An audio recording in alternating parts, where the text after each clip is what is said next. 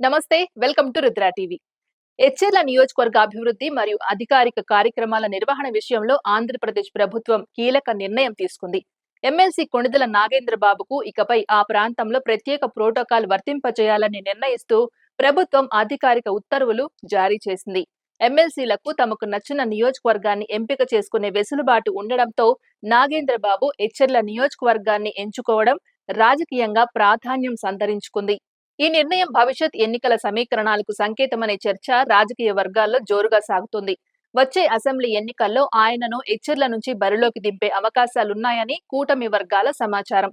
దీంతో స్థానిక రాజకీయాలు ఒక్కసారిగా వేడెక్కాయి. అభివృద్ధి కార్యక్రమాలు, ప్రభుత్వ పథకాల అమలు, అధికారిక సమావేశాలు, పర్యటనల సమయంలో నాగేంద్ర బాబుకు ప్రోటోకాల్ హోదా ఇవ్వాలని స్పష్టమైన ఆదేశాలు జారీ కావడంతో అధికార యంత్రాంగం కూడా దానిపై దృష్టి సారించింది.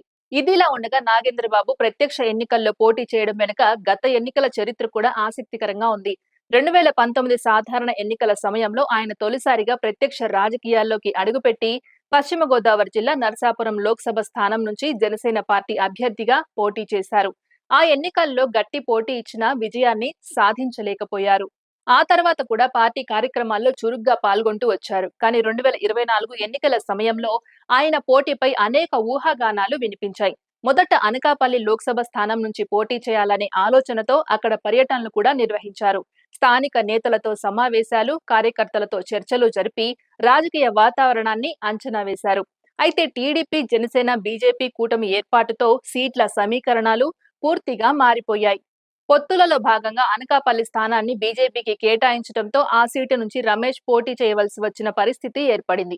దీంతో నాగేంద్ర బాబు ప్రత్యక్ష పోటీ నుంచి తప్పుకున్నారు. అనంతరం కూటమి అంతర్గత చర్చల తర్వాత 2025 మార్చిలో ఎమ్మెల్యే కోటా ద్వారా ఆయనను ఎమ్మెల్సీగా ఎన్నుకున్నారు.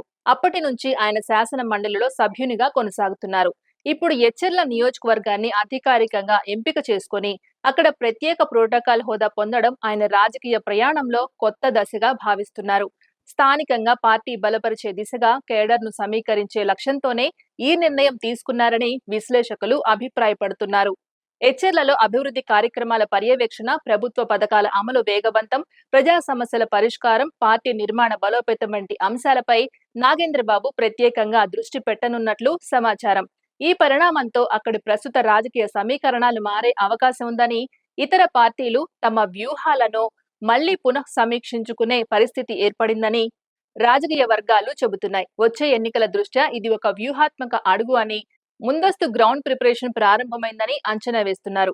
మొత్తంగా చూస్తే ఎమ్మెల్సీగా శాసన మండలిలో ప్రవేశించిన నాగబాబు ఇప్పుడు ప్రత్యక్ష ప్రజాప్రతినిధి పాత్ర వైపు మళ్లీ అడుగులు వేస్తున్న సంకేతాలుగా ఈ పరిణామాలు కనిపిస్తున్నాయి. ఇది ఇవాల్టి అప్డేట్. మరో అప్డేట్ తో మళ్ళీ కలుద్దాం. అంతవరకు చూస్తూనే ఉండండి రుద్ర టీవీ.